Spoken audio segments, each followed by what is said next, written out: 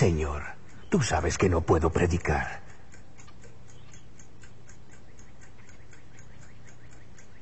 Bueno, si tú me muestras el camino, es decir, si tú envías una invitación para que yo predique, entonces, Señor, iré.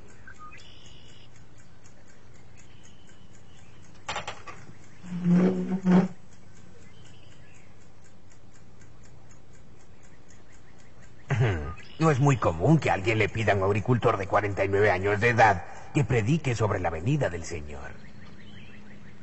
Era un sábado por la mañana en agosto de 1831, y un extraordinario comienzo para el día más importante de la vida del agricultor inglés Guillermo Miller. Pues en el transcurso de una media hora, ocurrió algo que cambiaría su vida completamente.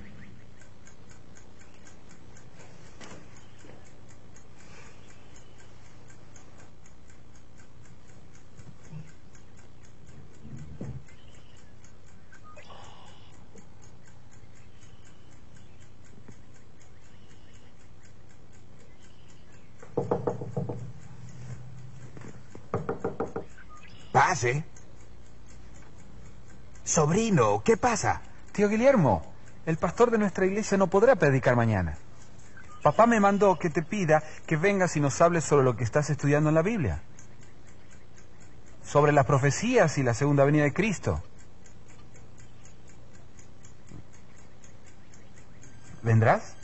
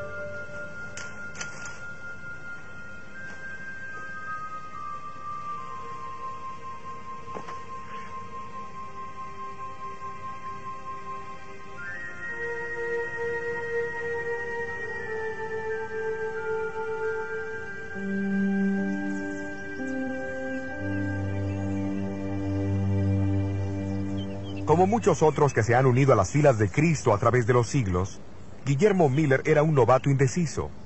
Pero este modesto agricultor de Nueva York llegaría a ejercer una gran influencia en la vida de miles de hombres y mujeres alrededor del mundo. Pues ingresó en el bosque de Arces como un agricultor, pero regresó transformado en un predicador. Sin embargo, la historia de Miller no comienza en el bosque de Arces. Eventos que ocurrieron en la antigua ciudad de Roma tuvieron mucha influencia.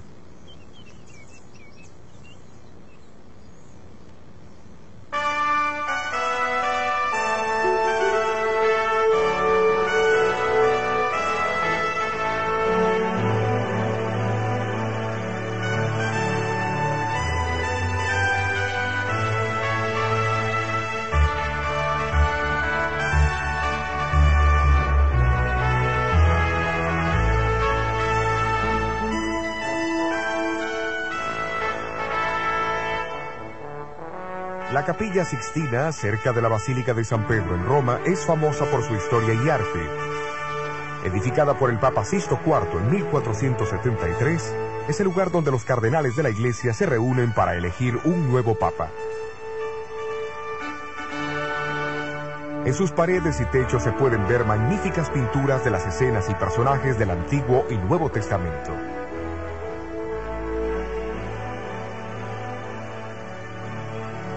Pero la Capilla Sixtina es también significativa por otra razón, pues allí se encontraron la profecía y la historia. Miguel Ángel nunca hubiera imaginado cuando pintó la figura de Daniel en el techo, al comienzo del siglo XVI, que una de las profecías de Daniel se cumplirían en menos de 300 años más tarde.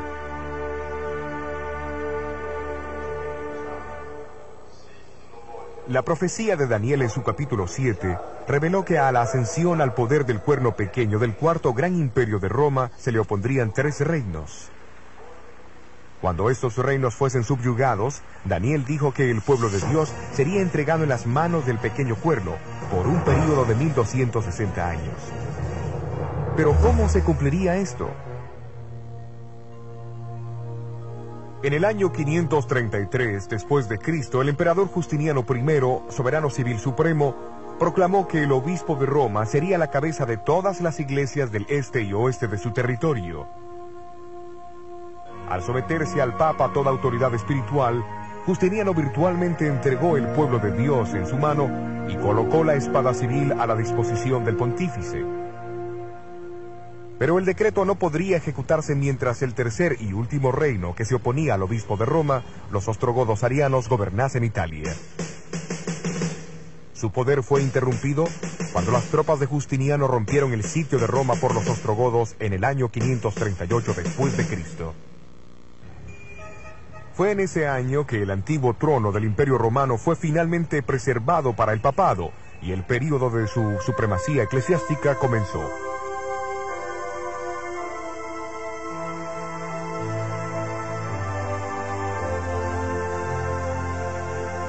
$1270 años después, Napoleón ordenó a su lugarteniente, el general Berthier, que marchara hacia Roma y subyugara la supremacía de su iglesia. En febrero 15 de 1798, el nuevo gobierno republicano fue establecido y sus emblemas y armamentos removidos de la ciudad.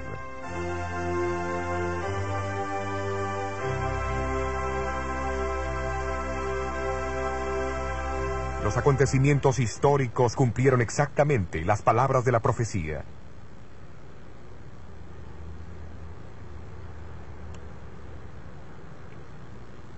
Poco más de 100 años antes, un doctor en divinidades de la Universidad de Oxford había sido el primero en declarar que la profecía de los 1260 años terminaría, como él decía, un poco antes del año 1800.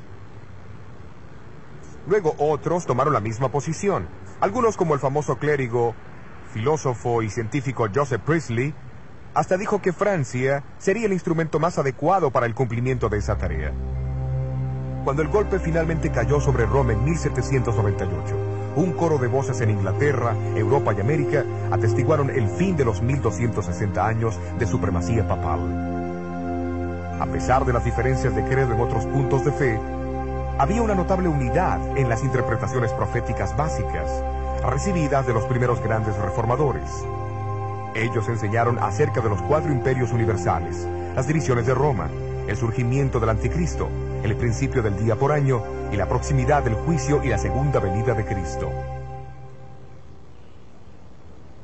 Al despertar su interés en tan notable cumplimiento de la profecía, estos estudiantes de la Biblia empezaron a observar detenidamente la profecía más larga en el tiempo de Daniel, descrita en el capítulo 8.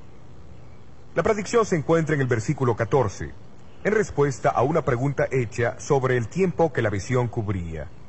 ¿Cuándo Dios haría algo? Sobre el poder desolador que pisoteaba su santuario y su pueblo. La respuesta es la siguiente. Y él me dijo, hasta 2300 días de tarde y de mañana, y el santuario será purificado. El estudio de este periodo de tiempo ha intrigado a los estudiantes de la Biblia por cientos de años. Eruditos judíos, desde el comienzo del siglo VIII, y eruditos cristianos, desde finales del siglo XIII, han identificado los 2300 días como 2300 años. Pero aunque muchos siguieron estudiando esta profecía, su significado seguía siendo un misterio. No debe sorprendernos, porque en Daniel 8, el ángel Gabriel le dijo a Daniel que el período de 2300 días años no se cumpliría hasta el tiempo del fin. Y en Daniel 12, Dios ordena al profeta a sellar su libro hasta ese mismo tiempo.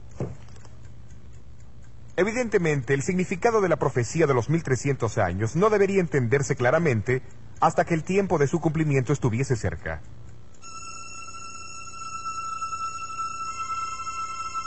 Isaac Newton fue uno de los hombres más brillantes que haya existido, quien formuló las leyes de la gravedad y algunas leyes del movimiento, quien también descubrió los secretos de la luz y el color.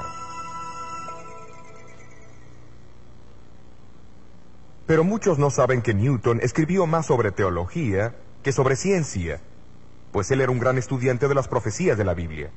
En su libro sobre Daniel y Apocalipsis, describió un principio significativo relacionado con la profecía y su cumplimiento. Es un principio tan importante que Jesús lo expresó a sus discípulos 2 veces en la noche anterior a su muerte. Se encuentra en Juan 13 y 14. En el capítulo 14 Jesús dijo: y ahora os lo he dicho antes de que se haga, para que cuando se hiciere creáis. Isaac Newton creía que el designio de Dios era que su pueblo extendiera las profecías solamente cuando el tiempo de su cumplimiento se presentase. Y este principio profético se basa en los hechos de la historia.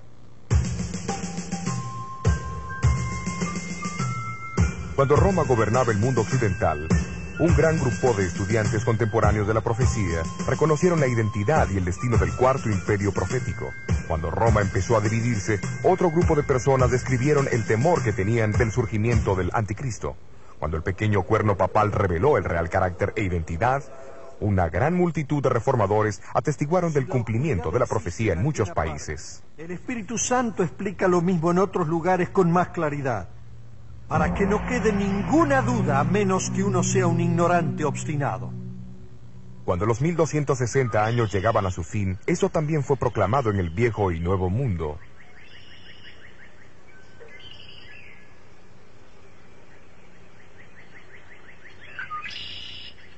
Pero en el siglo XIX, el foco de interés en diferentes continentes y países y entre todos los grupos denominacionales eran los 2300 años de Daniel 8.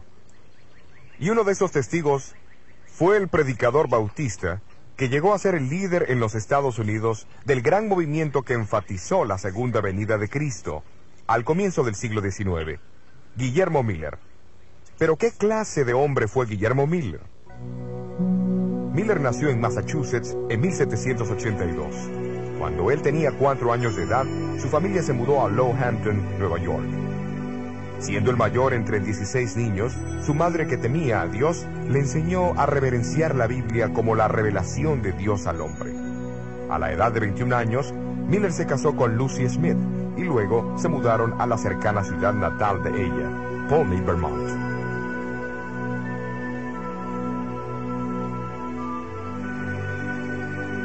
Al separarse de la influencia religiosa de su madre, Miller fue atraído por la filosofía del deísmo, promovida por sus amigos.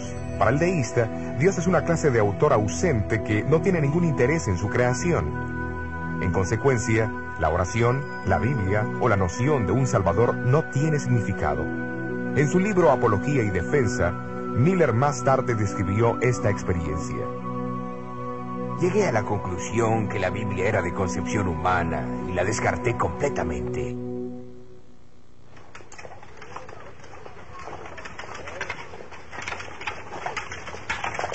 Pero Miller poseía cualidades personales que incitaban a otras personas a confiar en él.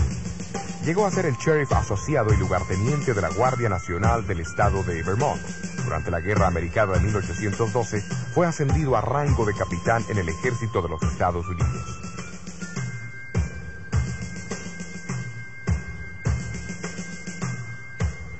En el verano de 1814, peleó en la famosa batalla de Plattsburgh, uno de los conflictos decisivos de la guerra. Las fuerzas americanas estaban inquietas ante los bien entrenados y disciplinados ingleses, quienes eran 3 veces más numerosos que ellos. Pero la sorprendente victoria sirvió para crear dudas en la mente de Miller, pues el éxito en la guerra parecía ser la obra de una fuerza más poderosa que la humana.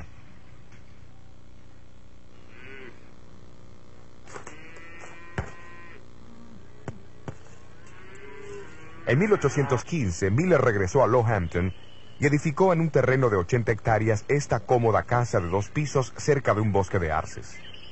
Aunque ahora creía en un ser supremo, todavía no creía que Dios había dado alguna revelación por escrito. Sin embargo, un día, al convencerse de su iniquidad, comenzó a preguntarse cómo un ser justo podría salvar a los violadores de su ley. De repente, la personalidad de un Salvador se le impresionó vívidamente. Sintió que podía confiar en la misericordia del mismo. ¿Pero existía ese Salvador?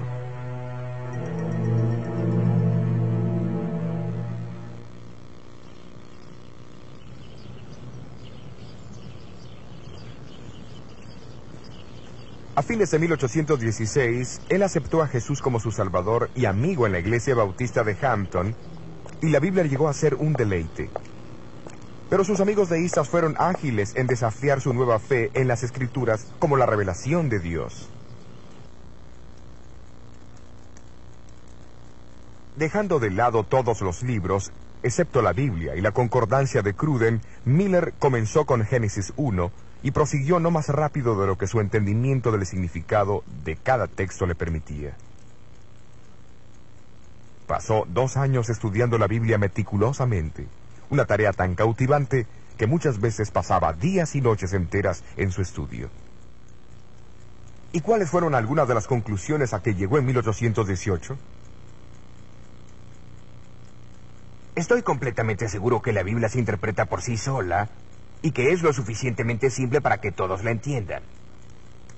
También estoy convencido que la misma debe leerse literalmente, a no ser que exista una prueba clara que el escritor está usando un lenguaje simbólico. ¿Y las profecías del Viejo Testamento? Reconozco su forma simbólica, pero ellas casi siempre se cumplen literalmente. Tomemos, por ejemplo, el nacimiento, la muerte y la resurrección de Cristo.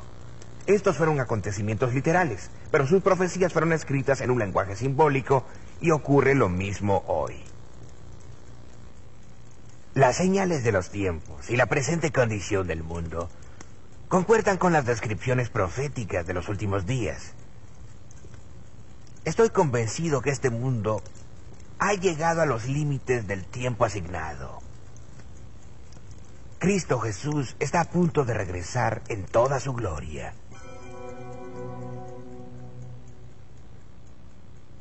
La conclusión de Miller fue interesante, pues era contraria a la idea predominante de la mayoría de las iglesias protestantes de su tiempo sobre la segunda venida. Estos enseñaban que el milenio, o período de 1000 años descrito en Apocalipsis 20, comenzaría con una conversión mundial. Esto llevaría a un reinado milenario de paz y justicia en la tierra. Entonces la segunda venida de Cristo ocurriría al final de los 1000 años. Mientras muchos pensaban que ellos reconocían las señales que indicaban que el milenio se iniciaría al comienzo de los 1800, Miller por su lado estaba convencido de que la venida de Cristo era inminente y que ocurriría al comienzo de los 1000 años. Estoy seguro de que nos hemos equivocado en cuanto a esto. Solo escuchemos Daniel 8, versículo 14. Hasta 2300 días de tarde y mañana, y el santuario será purificado. El capítulo indica que los 2300 años comienzan con el decreto de reconstruir Jerusalén en el año 457 a.C. El período termina alrededor del año de 1843. La Biblia parece enseñar que el santuario es la tierra. La purificación debe ser la purificación de fuego en la segunda venida de Cristo. Lo que significa que en unos 25 años el mundo llegará a su fin y Jesús vendrá. De hecho, Miller pasó los próximos 13 años examinando y reexaminando los argumentos a favor y en contra de su creencia. A medida que crecía su convicción, sentía que tenía el deber personal de comunicar al mundo sus conclusiones. Cuando los años de investigación finalmente borraron todo vestigio de duda, el temor de hablar en público se hizo presente.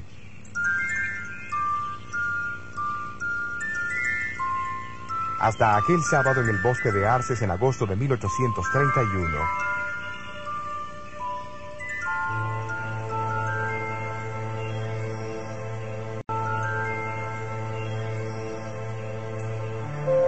Miller acompañó a su sobrino, Ephraim Guilford, a la casa de los Guilford en Dresden.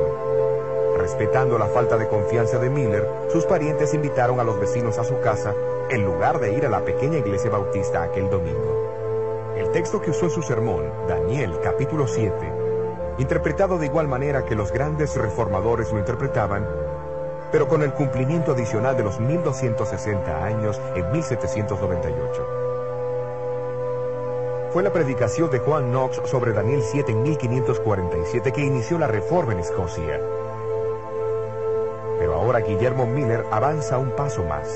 Él añade una interpretación de los capítulos 8 y 9 de Daniel para iniciar el gran movimiento del advenimiento en el Nuevo Mundo.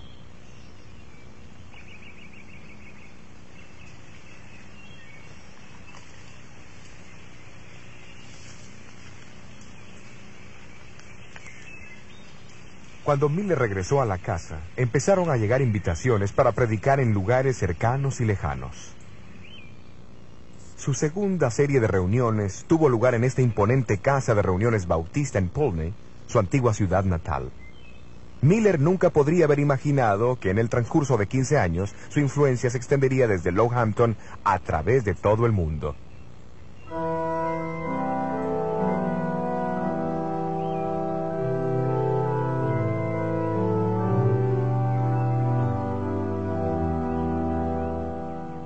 Aunque Miller había llegado a sus conclusiones por el estudio personal de las Escrituras, sus opiniones no eran del todo nuevas. Antes que él publicara este libro de disertaciones en 1836, ya habían otros 75 dispersos por los 4 continentes, que anticiparon sus descubrimientos. A pesar de sus diferencias culturales y denominacionales, ellos concordaban esencialmente que los 2300 años se cumplirían durante la década de 1840. O sea que la advertencia del juicio venidero y el pronto regreso de Jesús se dio tanto en el viejo como en el nuevo mundo.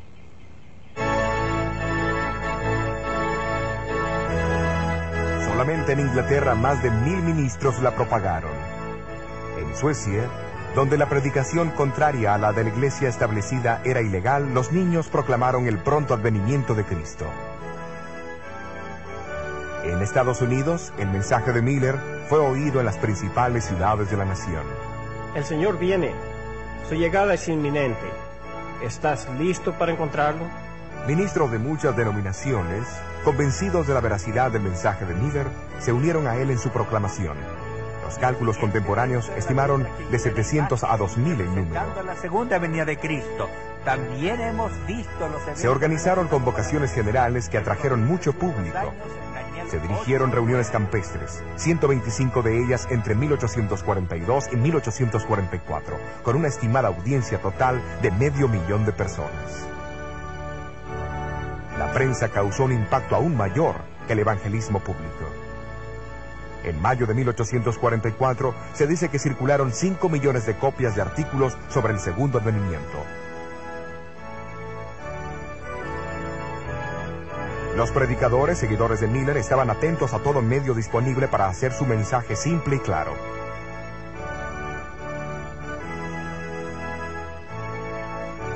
Este cuadro, con sus fotos y figuras, claramente se enfocaba en el año climático de 1843, la fecha aguardada por la venida del Señor.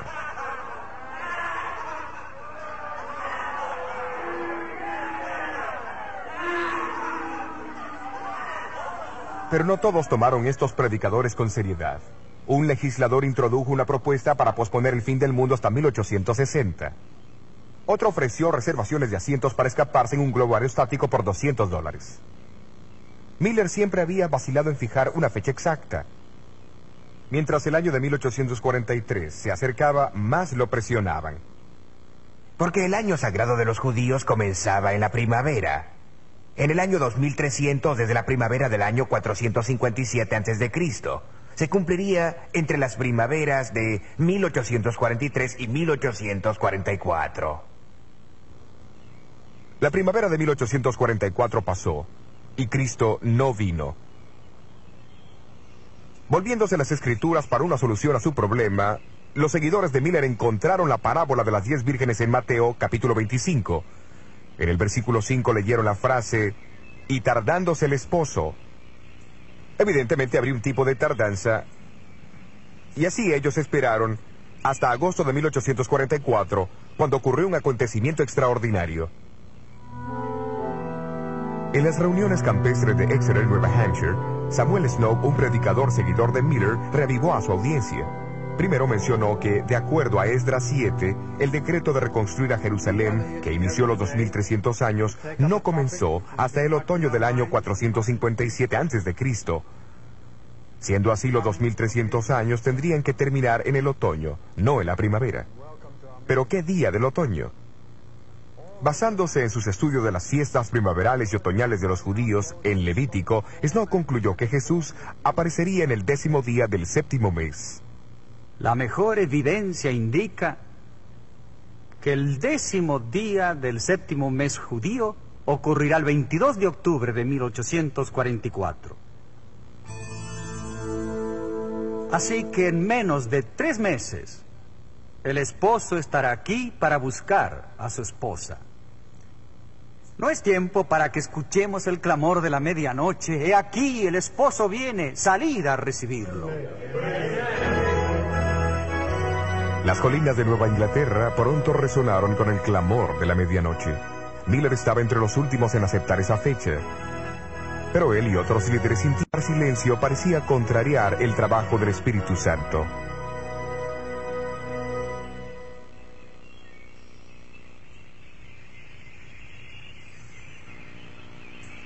Mientras los días pasaban, muchos fueron bautizados. Los creyentes cerraron sus comercios, dejaron sus trabajos, confesaron sus faltas y pasaron horas enteras orando. Finalmente el cubrimiento excesivo de la prensa cesó. La gran tienda de campaña fue desarmada y guardada por última vez, y los líderes regresaron a sus casas para estar con sus familias.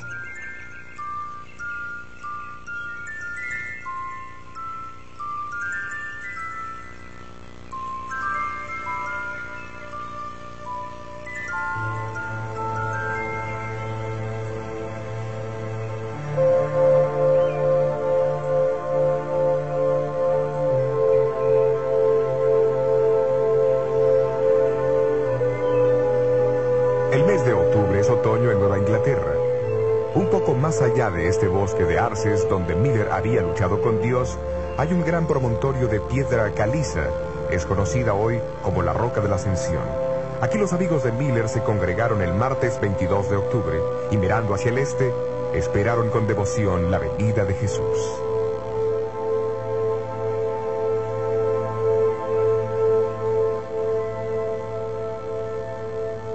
Por todo el país, decenas de miles de adventistas, como se le llamaban ahora los seguidores de Miller, se reunieron en iglesias, tiendas y hogares.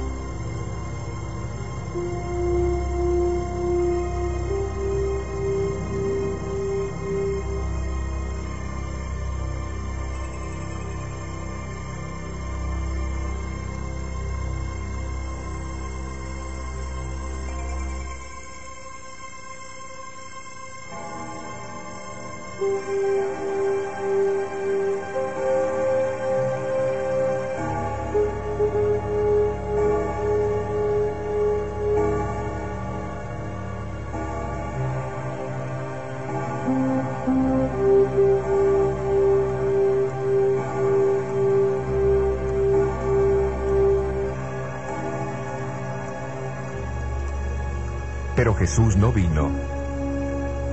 Lo que había comenzado como un día de esperanza, terminaba en una amarga oscuridad de chasco.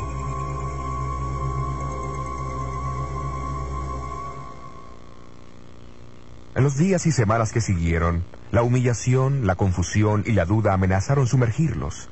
Inevitablemente el impulso pujante del movimiento del adventismo cesó abruptamente. Algunos lo abandonaron. ¿Los había engañado Guillermo Miller? Miller nunca abandonó su fe en el pronto regreso de Jesús. 4 años después del chasco construyó esta pequeña capilla en su finca, detrás de la Roca de la Ascensión. y el grupo de creyentes que siguieron compartiendo la esperanza de Miller se reunían aquí con él y su familia.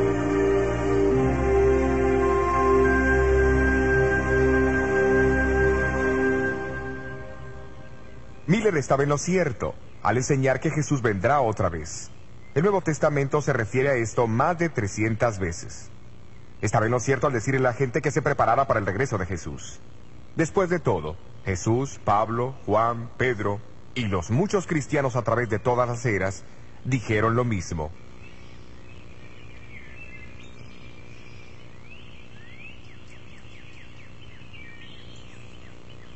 Miller estaba en lo cierto al enfocarse más en Jesús que en una fecha.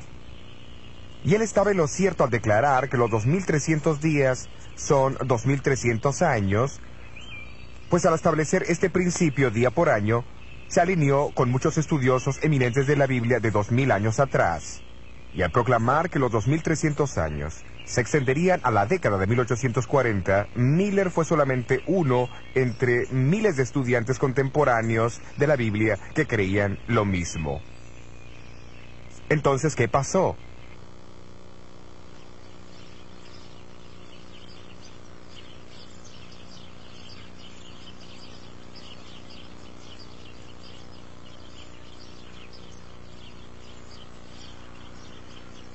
De alguna manera fue el mismo error que los discípulos cometieron cuando pensaron que las profecías decían que Cristo vendría como un rey.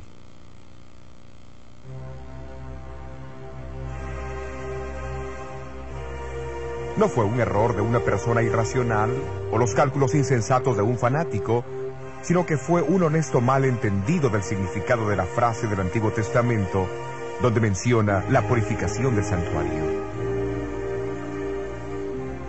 Pero ¿por qué Dios permitió que el hombre, que él había llamado inequívocamente para un propósito, cometiera tremendo error?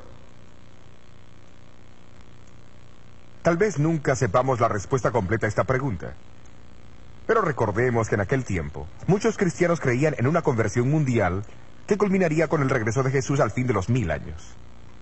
Tal vez Dios en su amor estaba enviando un mensaje al mundo de una manera alarmante para advertirle de los crecientes problemas y maldades que padecerían al inminente retorno de su Hijo, antes de los 1000 años.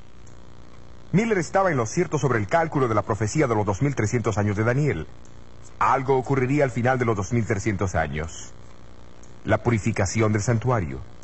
Tal evento demandaba una amplia publicidad y la más grande atención posible. Pero lo que significaba ese evento, y el propósito que tenía, era para otros descubrirlo.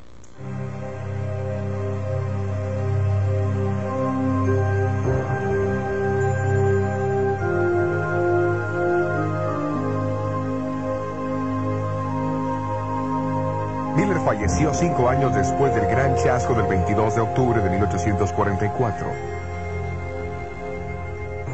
Poco antes de morir, Miller escribió esta carta inconclusa.